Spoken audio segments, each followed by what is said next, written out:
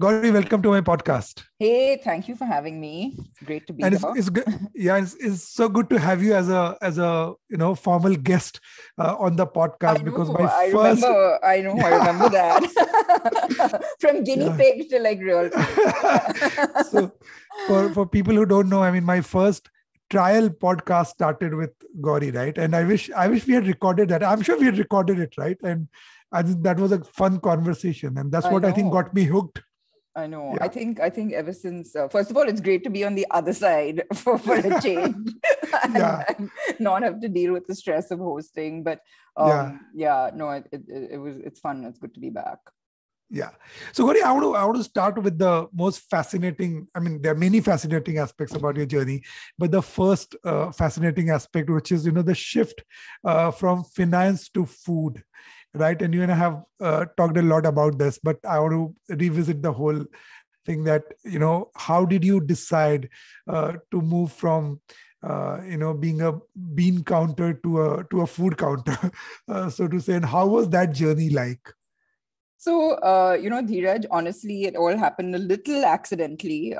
My husband, Jay, who wasn't my husband at that point, but, we were sort of dating seriously enough for me to poke my nose in his affairs. And, he started having this midlife crisis of wanting to open a restaurant, as all guys do, with absolutely no hospitality background whatsoever. And he sort of started venturing into it more and more seriously. And I said, okay, look, I'll review the legal stuff, I'll help you set up the bank account, the company, do all the things that I know how to do, and then you be on your way. And obviously it never turned out that way. I sort of I'm obviously more of a nosy Parker than I thought, and I just started getting more and more involved in what he was doing. And it was obviously super interesting, a new challenge, very exciting. This was back in 2000 and I guess 9. And the whole dining scene in Bombay was very different back then, right? So it was an interesting adventure he was embarking on. And and I just found myself getting sort of more and more involved to a point where it became, it was like having 2 full-time jobs. And obviously that was that was killing me. So I decided in a very sort of risk-averse way to take a 1-year sabbatical from my tax consulting job with KPMG at the time. Yeah. And I was like, okay, let me just dabble my fingers in this and check it out, and see how it goes. And the restaurant's about to turn 11 next month. So Amazing. so it's been a long sabbatical, so to speak. Yeah. But yeah, no, that's kind of how I got into it. And honestly, I think, having that legal and sort of tax background has been the biggest boon, honestly, in running this business. So I don't feel like it's, the switch has been more from being an employee to, I would say, employer. Yeah. And of course, the industry is completely different, but I still have a lot of, I still sort of have a lot of my previous avatar still playing a role, a very big role in what we do today. And I think actually the hardest thing for me was, convincing not convincing, but sort of telling my parents I was giving up this great career path Yeah. that I'd been on for a good, 9 years by then. I was sort of, one step away from being a director. And I just was like, oh, by the way, I think I'm going to, change industries for a bit. And they thought I was completely crazy. And because both of us didn't really know anything about the industry, right? So, but yeah, I decided what have I got to lose in 1 year, taking a year off. So that's how it happened. Yeah, I know. What an awesome journey, right? I mean, Totally. 11 years. Yeah. I mean, it's this weird, 11 years is actually the restaurant, which in fact took us 2 years to do. So it's almost been, I think, 13 years in this business. And it's one of those crazy things where there are days when you're just like, I'm done, I'm out of here. And every time we open something, from that first restaurant, we're now 7 brands. And every single time, I promise you, every single time we're like, this is the last one. And then it's this And then you go back and you do it again. addiction, and you're just like, okay, one more idea. Come on, let's just do this, and then we're out of here. So I don't know when that's going to happen, but yeah. We spoke about this, like in advertising, right? I mean, the joke is that stomach is our biggest organ, because every advertising dream is that, one day I will retire and open a shack in Goa, or something. I mean, restaurant is the largest advertising dream, I would say. Right? I don't get that. I really don't get it, because it is the worst retirement plan ever. I will bet my sort of bottom dollar on that for anyone who wants to say otherwise. I don't get it, because this was exactly the same thing Jay thought. He was like, I've sold my business. He's a techie, and he was like, I'm done with San Francisco for now, and I want to do something completely different, and I'll run it for 3 years, and then I'll just chill. And the last thing we've done is chill. I don't get it. I don't get why everyone thinks like opening a shack in Goa or whatever is the best retirement plan. Because I don't think I've ever worked as hard as I have, even today. So it's not that you can empty your own bar on yourself. No, every day. It really isn't. And there's only so many times you can eat in your own restaurant as well. So Yeah. So I wanted to talk to you about, you've obviously been at the cutting edge of innovation in this category, right? I mean, you've opened so many restaurants, always played with formats, cuisines, and so on and so forth. So how do you stay ahead of the game in this space? I mean, what do you do to stay ahead of the game? And how much do you say, okay, let me be innovative? And how much do you say, okay, let me be conservative? Because, change is also about being at the right degree of change. You change too much and you're out of the circuit, and you change too little and you're too boring. So talk to us about innovation. How do you stay ahead of the game, and how do you calibrate with some examples on how to get it right? I think it's a combination of things. Firstly, timing has a lot to do with it, right? Yeah. So like I said, 11, 12 years ago, when we started conceptualizing the restaurant, there was a huge sort of gap, I guess, that needed to be filled. It was like a huge gaping hole. And so honestly, anything that we would have done would have sort of been, I guess, something different, because there really wasn't that much happening in the standalone dining space, 10, 12 years ago.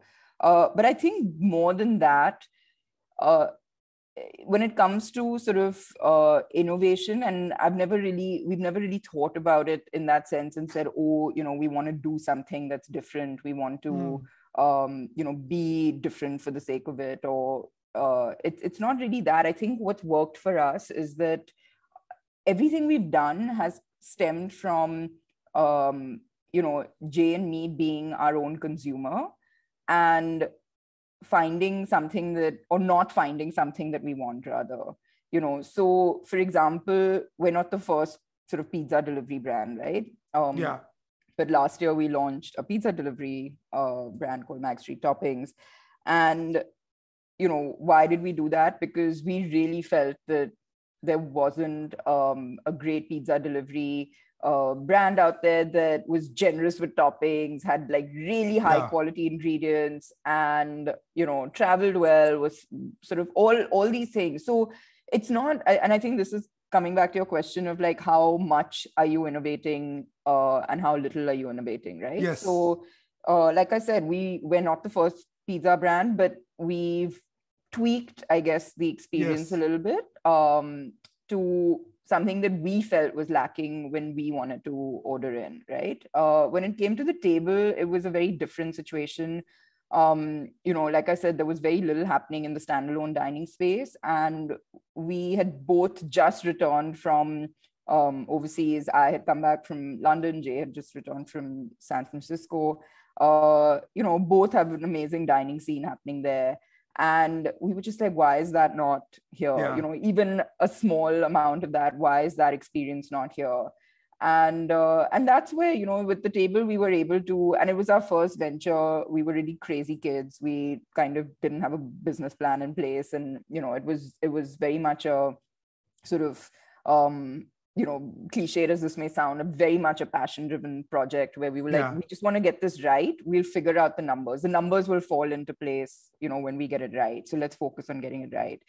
And that's where these concepts of like the community table, or, you know, an ingredient driven menu, which everyone was like, what is this? You know, what is it? Italian? Is it European? Is it continental? You know, and we were like, no, it's ingredient driven. It's not, it's cuisine agnostic. And everyone was like, well, what does that mean? And like, you know, like, and at the risk of sort of alienating diners to some extent, we took those chances because that's the food we loved. And that's what we knew best. And, you know, even with the community table, which is now obviously sort of, you know, you see that more often in restaurants, it was always the last seat to be filled in the restaurant. Like everyone was like, I don't want to sit next to a random person, you know, I want my own private table. And today it is the most sought after seat in the restaurant. So, you know, it's just, I think it was something that we loved the idea of. We loved, and having lived abroad where you might be out alone and you might be sort of, you know, you want to be dining, you might be dining alone, but you don't want to feel alone. And you're sitting at a community table. And it's a great feeling. Like you can still, and you might meet people. And I've met some fab people just sitting over there by myself with, you know, having a drink. And that's the amazing thing. So I knew I'd experienced this elsewhere. I know that, you know, at that time, Bombay wasn't sort of, maybe open to this kind of concept, but we were like, hey, let's do it. You know, we've got a blank slate. Let's do what we really want to do, and see where the chips fall. And that's kind of how we approached it, right? So, but I think if again, coming back to your question, it's really about where we felt there was a gap for ourselves and addressing that, and just doing it really well or not doing it at all. And that's, you know, that's just been our sort of, I guess, motto throughout, you know, the last few years. Yeah. And the way I see it in retrospect, right, I think you've just been a little ahead of the curve, and therefore that's helped, right? So it's been new and fresh, but it's just a little bit ahead. So it's not too far away. So you're saying, I mean, the idea of community dining now is a central idea, right? You know, I mean, having said that, Dheeraj, I think that's there's been an occasion where we did sort of maybe go too far too early. Yeah, what was that? Let's talk about that. So we had a restaurant called Misty, which was a Southeast Asian inspired restaurant, you know, in Burmese, Vietnamese food. And so we opened that about 3 years ago. I feel like that could have been slightly ahead of its time. I don't know how sort of palatable the very sort of light, clean flavors of Vietnamese food are for, you know, an Indian palate. And, you know, just in terms of, we wanted to create a very adult experience with our cocktail program. We, in fact, launched it saying that we didn't allow kids post 7 p.m. and, you know, things like that. And that all kind of backfired, right? So I think in that sense, that's one of the examples of where we were probably, you know, pushing too many buttons too quickly. But an amazing learning experience for me personally, because, you know, that's exactly what we learned, that, you know, how far to go with what, and you know, what the city is ready for and not. So I completely agree with you that you really have to understand you know, the pulse of your audience when you're sort of planning. And on food especially, right? I mean, food, I think the familiarity is notorious, right? I mean, you keep going back to comfort and you keep going back to the palate that you're familiar with. So you are in a category where innovation is difficult. It has to be rightly pegged. Otherwise you can go too far too soon. Absolutely. Yeah, yeah. I want to talk to you about this whole idea of cloud kitchens and online and delivery, especially spiked by pandemic, right? I mean, a lot of restaurants, a lot of people at that point in time, and there's also a huge amount of money chasing that business, right?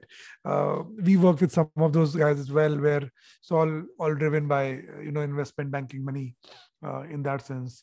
So what's happening there? You've in fact ventured into that through Iktara. How's that going? And is that a totally different ball game, Gauri, than running a brick and mortar restaurant? What are the learnings there that we can gain from? So a couple of things actually. We now have more delivery brands than we have dine-in brands, ironically. Wow! Oh my God! So we have Amazing. 4 delivery brands, 3 of which, two of which came up are pandemic babies, and 2 of which sort of happened just before the pandemic, and obviously got a big boost during the whole lockdown.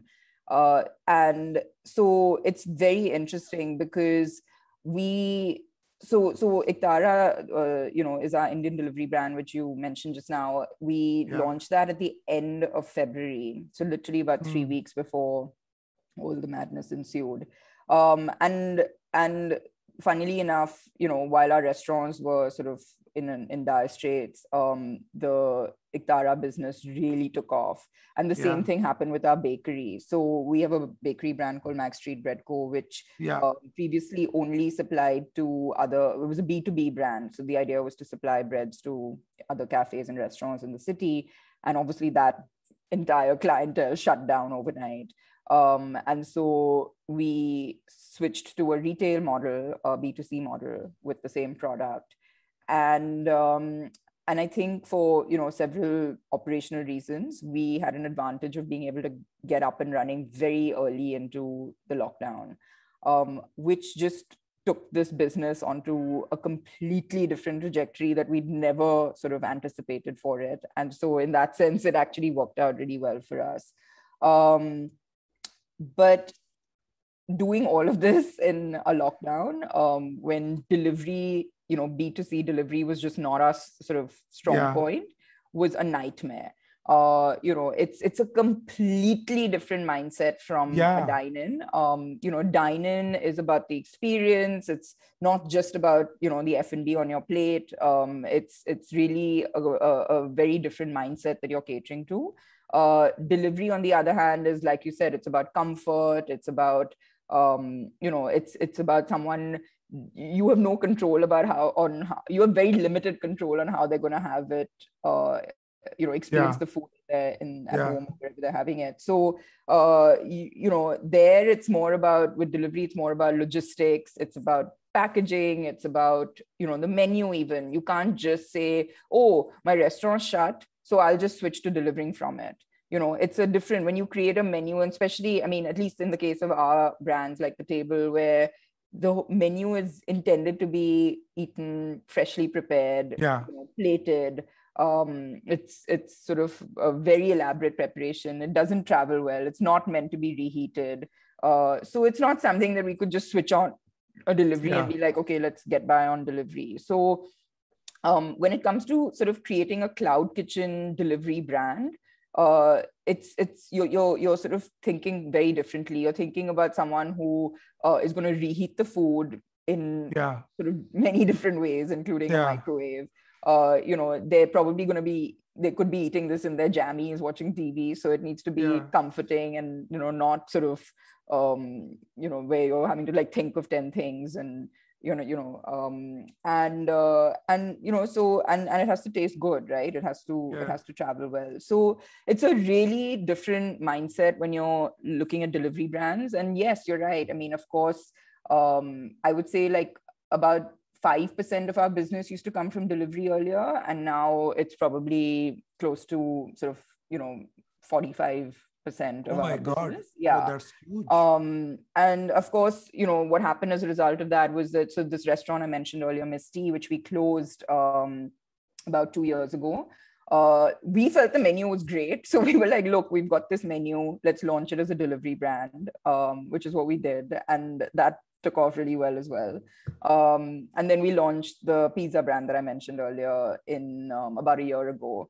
So again, we had this space. We thought, hey, we've got we also, like, a lot of restaurants had closed down, and, there were some great chefs looking for work. We were like, we've got the space. We've kind of figured out the logistics now. So, let's do it. And like I mentioned earlier, we felt there were some gaps in the market. So we tapped into that, and now we have 4 delivery brands. So it's really interesting. It's definitely here to stay. But you're right. It's a different mindset. It's a different operation completely. And, you mentioned the aggregators. It's interesting. It's an interesting sort of relationship that we have with them, where, you need them, but at the same time, you don't want to be dependent on them. And, cloud kitchens are the most scalable business, right? So they're highly scalable. So of course, this is why this funding in this space is going nuts right now. And it's amazing. I mean, brands which have like been around just a few years are now like commanding like, $100 million valuations. Yes. There's a biryani brand that's, yes. And it's amazing. So it's obviously, a space to watch. But I think that, just again, coming back to the point about the aggregators, I think, and I've been really vocal about this, in the last 1 year where delivery's been such a mainstay for us. We definitely need the aggregators. They're not going anywhere. We need them to kind of help us get the word out about our brands. But what we sort of ask our clientele is that, once you've discovered us, come and order directly from us. And we launched this whole order direct campaign around that. So it's such a different, value proposition from dine-in. But it's interesting. And I think, just to kind of sum it all up for us, in the last 2 years, it was the best way for us to hedge our business, because restaurants kept being sort of asked to open and close. And so when, one was down, the other one obviously was up. And that's what I kind of see happening, this sort of hybrid dine-in and delivery model being sort of adopted by most restaurateurs now on, given the sort of volatility of the environment we're operating in. Yeah. And the way I see it, right, I feel that dining is about food and about the experience that you create within those 4 walls, right? And delivery, I feel, is a lot about data and technology, right? Absolutely. It is about... It's not even about the food after a point. Yes, it's really about data. Yeah. And how well will you know the consumer, and how can you use that data? And I mean, I'm pretty sure that's what these valuations are stemming from, because they're not exactly profitable businesses right now. And technology, and how can you deliver that through technology, and so on and so forth, right? But that's what one of the biggest battles is on, right? About who owns the data. Who owns the data? Absolutely. And that's where the future lies, right? And there's so much to learn from when you own your own customer data, right? And if you don't have access to that, then it's a tough one. And I know, I mean, I have a couple of other friends in this business, and they all want to own the customer data, because that's how you innovate. That's how you cater to the taste. You lose that, you lose pretty much the premise of your whole business. Yeah, absolutely. And it's funny, right? Because we've always thought of ourselves as a food and beverage business. And I think that that's shifting, right? Like we're firstly having to become more tech savvy, which we didn't really ever have to do to this extent before. And data has become as much of a sort of, commodity as the food and beverage itself. So it's interesting. Yeah, it's changing dramatically. I wanted to discuss with you how things are now that, there's a kind of an opening up post-pandemic, right? Do you feel that behaviors are changing? Do you feel like, for example, there's some kind of revenge shopping, or there's a huge surge? For example, I was looking for some place for the year end, and everything is booked out, right? I mean, and I've been traveling a lot this week, and airports are looking like, they're like fully crowded. So there is some bit of a return with vengeance of people post pandemic. What are you seeing in your business? I mean, are patterns changing? Are there any notable changes there?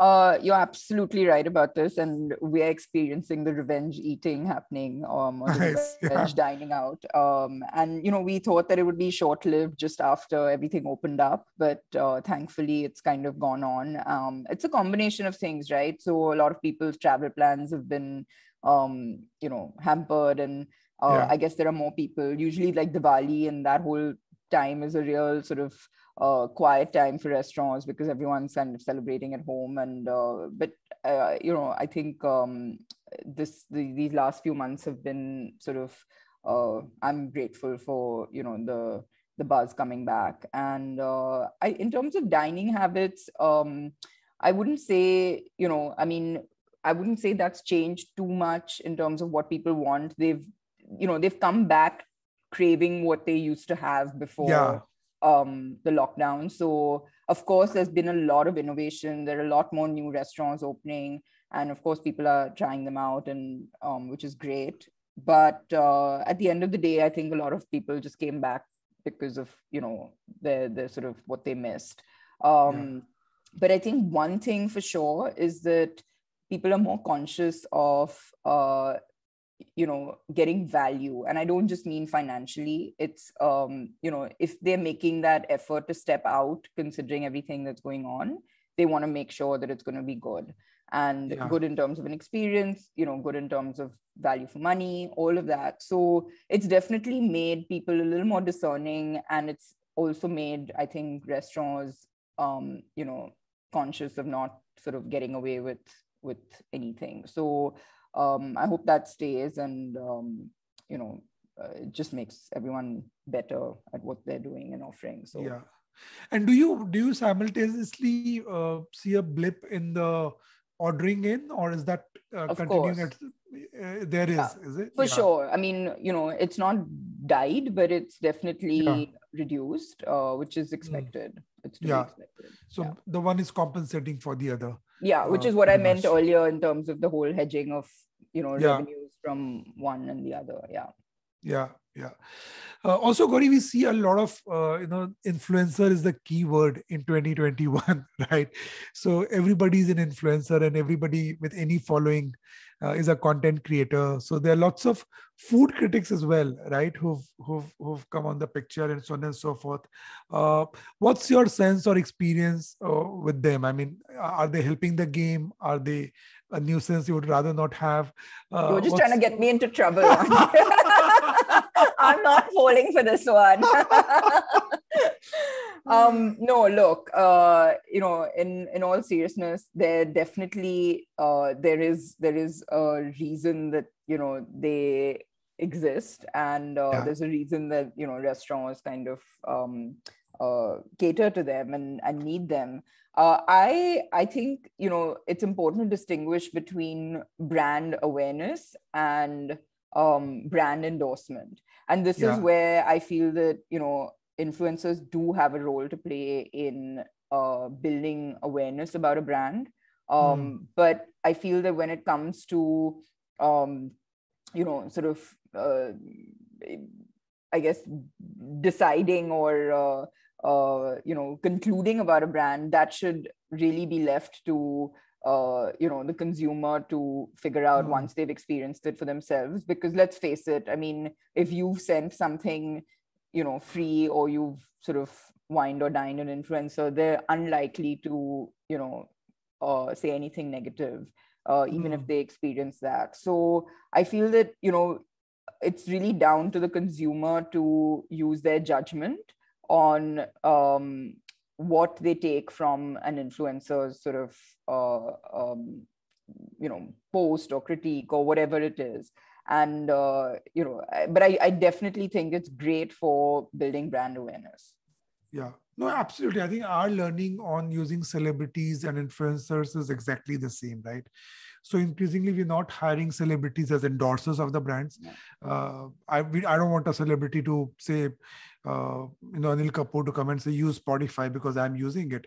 But we are using them for their awareness. So for example, say for Spotify, we just did an education campaign using Deepika Padukone, right? And she was cast as a celebrity just to get visibility and velocity with 100 million consumers, right? And the job of that campaign is just for people to get them to switch to Spotify and check for themselves whether it works for them. So we are also using influencers and celebrities as media multipliers, if you like, or velocity creators rather than endorsers. And partly, I mean, they also are good actors, so they help in storytelling. Yeah.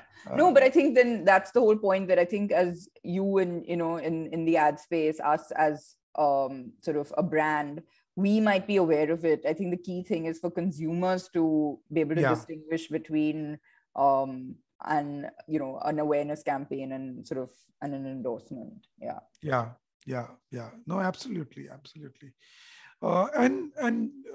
wanted to discuss a bit with you on the leadership aspects, right? Because I know you're pretty active on LinkedIn, and I keep some very interesting posts which I love as well, right? And you've always emphasized the idea of being a mentor and giving back and so on and so forth, right? And you are associated with Gleam India, and you're mentoring people in the F&B sector, right?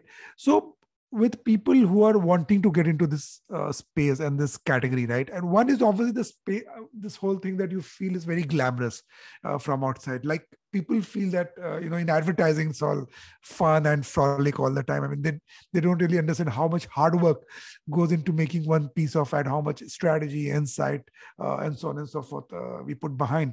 So similarly, your industry is as well, the images of a founder sitting at a table and having a margarita. Right. So what advice, what are the few learnings you'd like to give the younger people getting in or having gotten into the category by themselves? So, first of all, I want to just say that, anyone who has the opportunity to have a mentor, grab it with like everything you've got, because it's something that I know if I had back, in the day, I think I would have made sort of fewer mistakes and, saved a little more maybe. So, I think it's, it's great to have insight from people who've spent time in the industry, or even if they're not industry mentors, it could be about running your business. It could be, because all of this is new, right? So when you're getting into the F&B sector, you could also be an entrepreneur for the first time. And that comes with its just like sort of share of, sort of challenges. And it's just really great to have someone who can kind of, maybe guide you, I guess, through it.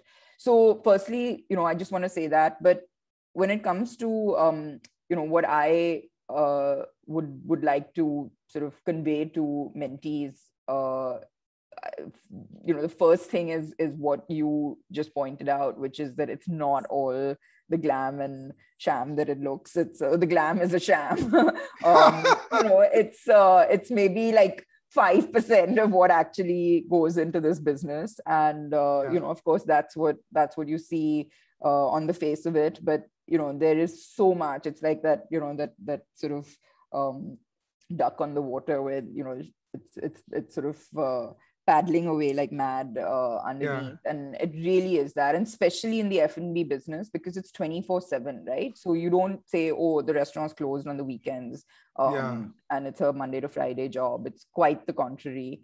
And you just can't. It's 365 days. So you cannot switch off from it. And you need to, it is a great industry, much as I sort of joke about, wanting to get out of it occasionally. Yes, I know what you mean. It is a great industry to be a part of, but all I would say is that go into it with open eyes. And in order to do that, I always sort of recommend getting some work experience in the industry before venturing into your own business, because, it's a couple of things. There's a couple of main reasons that people get into it. One is that what we talked about right in the beginning, which is that, oh, I want to sort of retire with a a little cafe, a cute little cafe somewhere, or I want to have my like beach shack or whatever it is.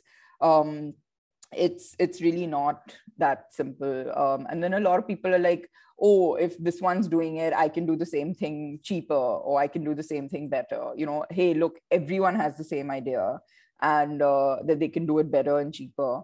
And it's really not that straightforward. So I just would always sort of recommend someone, trying something out in a, either joining an existing business and, getting that experience, or, just sort of not plunging into the F&B entrepreneurial space without really knowing what you're getting into. Yeah.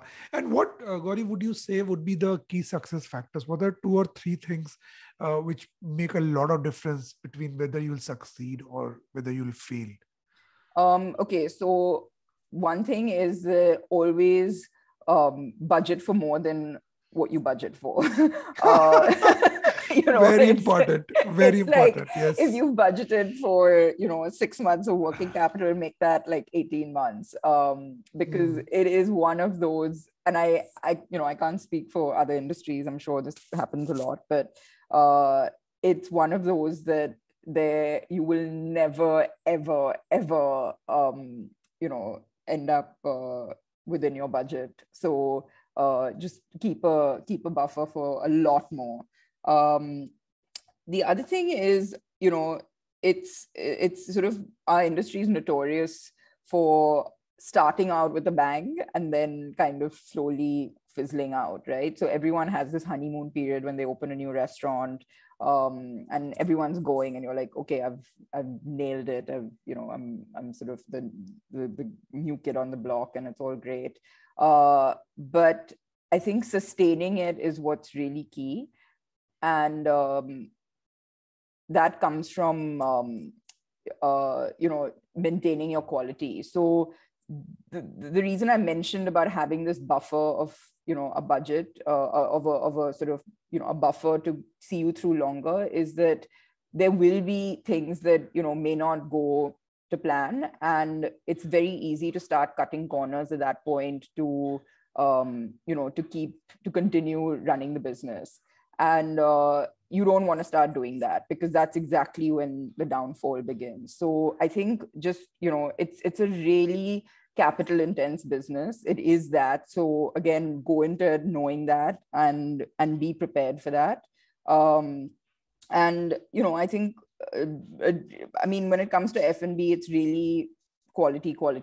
So it doesn't matter whether you're like, you're like a dhaba or you're a fine dining restaurant. The quality and the consistency is what's going to see you through. Because at the end of the day, people are coming back because they enjoyed something. So they want to come back and taste that they enjoyed. They don't want to come back and have a version of it, So it's really important to, in our business, I think quality, consistency, and, just being smart about your sort of financial buffer is yeah, I think that's very sharp. Gauri, we spoke a lot about pain of entrepreneurship, right? What are the joys? What are the times that you look back and tell yourself, wow, this is not bad, it's going well? What are some of the joys of building these restaurants? When I'm not in the red, when my P&L is positive. Look, I think it's probably the same across the board in any industry, but I think just every year that we sort of celebrate and continue to exist is a sign that something's going right. And that comes from sort of a multitude of factors, right? There's your team, and having a great team that sort of wants to stick it out with you and wants to be with you and wants to grow with you. Yeah. Feel like, okay, I must be doing something right to to sort of have them be with us, and especially in our business, having good team members is critical, because we're in the business of hospitality. It's not just about F&B, it's about hospitality, and hospitality comes down to your people. So I think, for me, having a lower turnover of of team members is a great sort of endorsement of what we're doing. Of course, there's the sort of financial success of it. And I think the biggest thing for me is when, I get messages from people and just I hear, or my mother, who was like very cynical about me switching careers, now very proudly goes and says, yeah, the table is my daughter and son-in-law's restaurant. Nice. So I think those are the things where, you just feel like, okay, you must have done something right. And and especially in the last 2 years where it's really been sort of a shitty time. And whenever, we've been closed and then reopened, I mean, I don't think people are faking that sort of euphoria of wanting to come back. And, and I just feel like that sort of rush of love that comes is just really, like, more than any money in the world. It's what keeps you going. Yeah. In my business, when the ad comes back through your mother's WhatsApp group. What is it with getting mother's approval? Guys, we have to get out of this. Everywhere. Mom, look, I did it.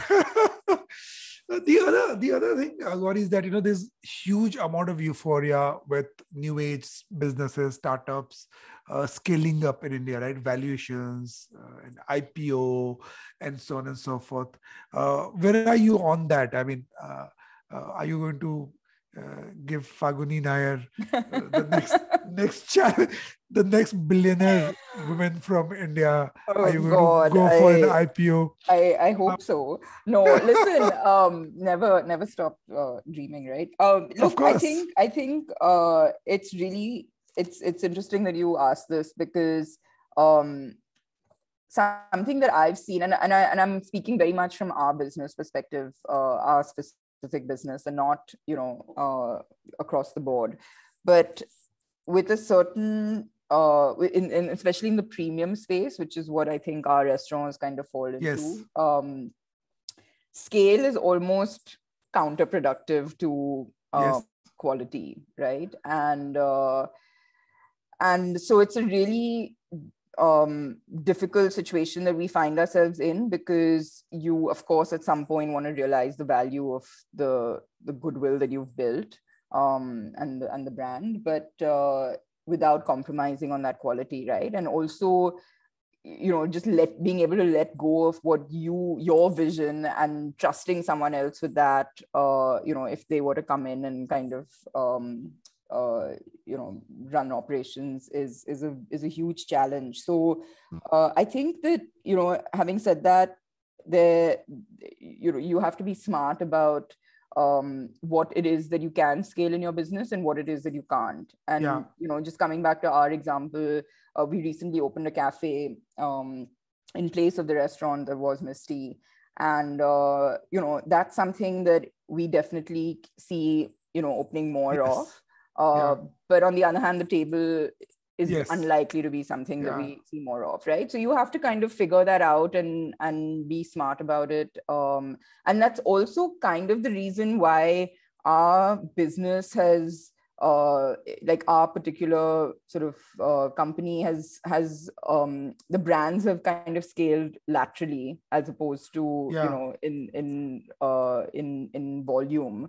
So now we have 7 brands, and they're all completely different, and that's where our sort of business growth has happened. So yes, at some point we'll stop creating these brands and look at what can be scaled.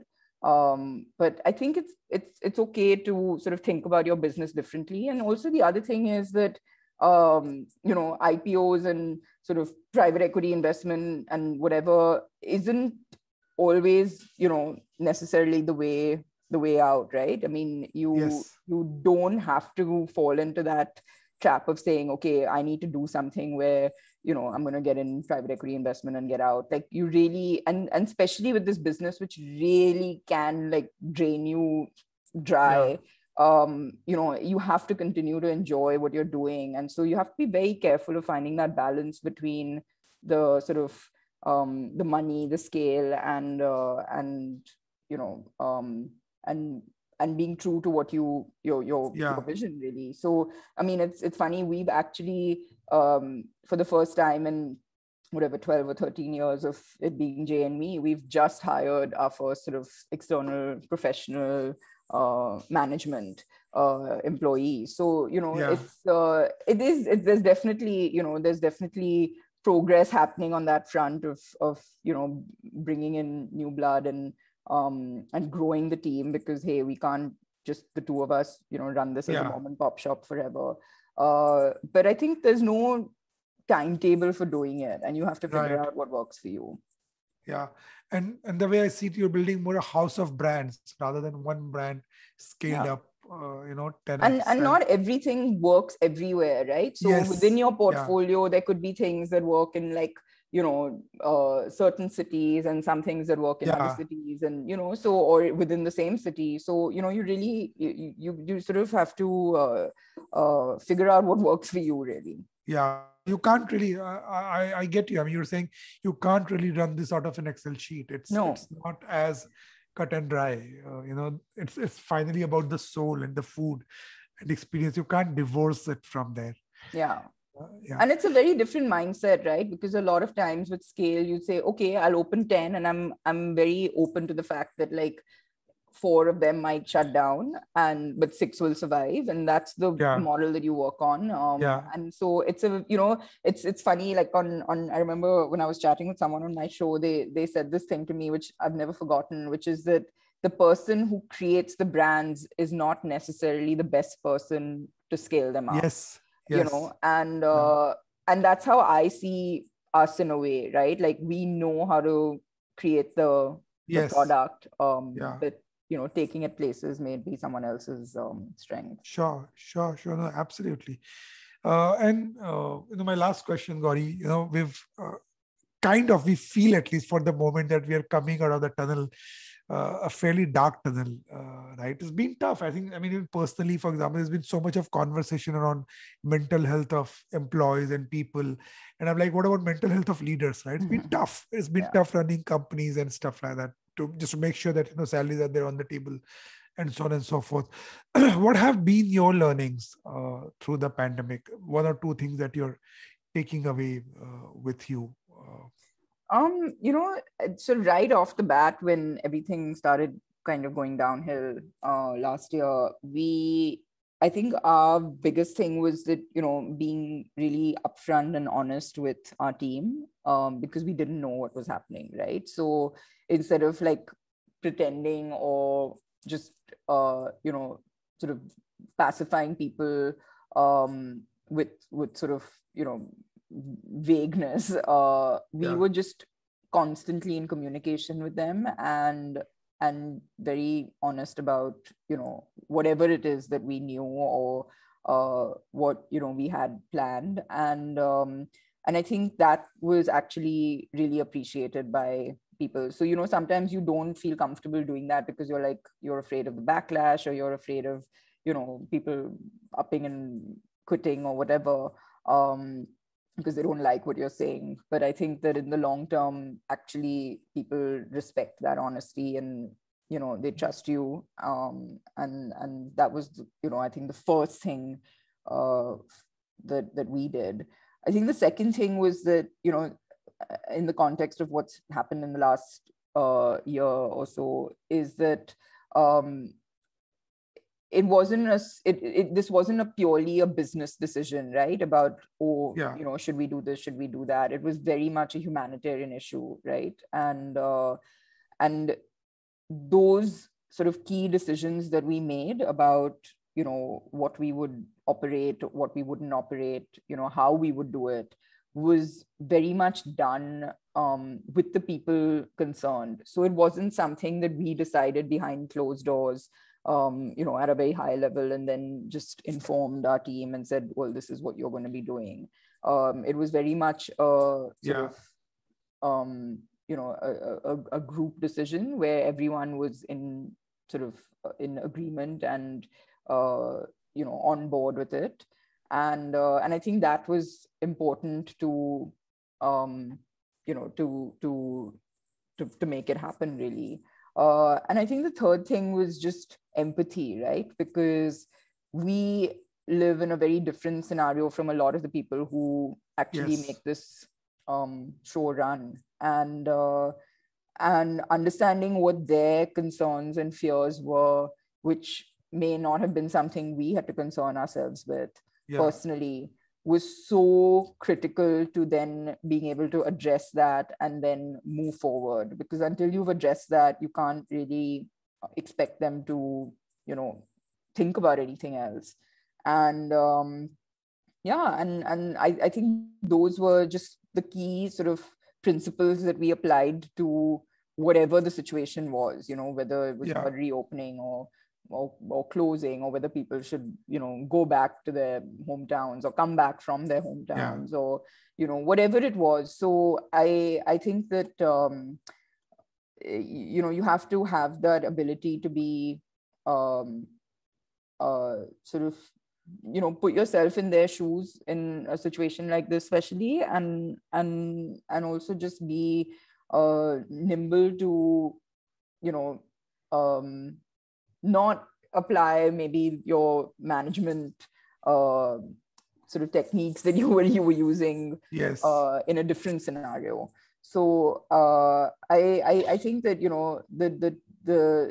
the team felt like they were part of a team, and that's, I think why they really came through for us. And I think, personally, I would say that I was sort of, it was also a factor of there being like very little manpower, but like I was there with them at work every day, right from April last year. And, I wasn't kind of just saying to them, okay, you go put your life on the line, but I'm going to be sitting in my little bubble and quarantine and, not stepping out. And it not only like reassured them that we were taking obviously the right measures, which were safe for them, but also for me. And it also reassured actually, our customers, right? Because they knew that, we weren't just saying, oh, it's all safe in the kitchen. I was there, and I was kind of, I wouldn't be just doing it for the sake of. So I think it's just about, putting your mouth where your money is, and or the other way around. But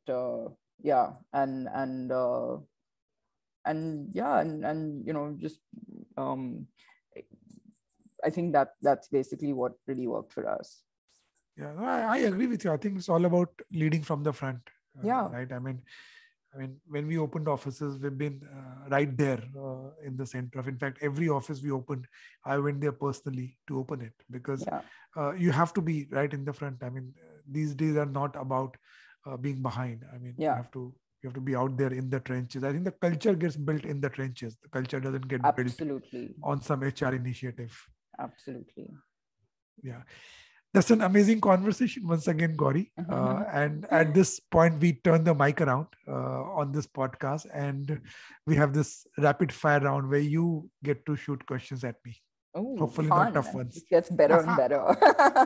I'm going to take over the questioning now. And of course, as you can expect, mine is going to be all about food and eating and cooking and dining. So here goes. So if you wanted to dine with any celebrity, who would that be? I don't know. I would, any of people like, say, Malcolm Gladwell or Adam Grant or Simon Sinek. For me, the conversation is very, very important. Right? So is the food. But food and conversation together is my twin peaks. So it'll be either of those people, I would say. Okay, sounds good. If you were asked to cook dinner at home, what would your menu be? Grill.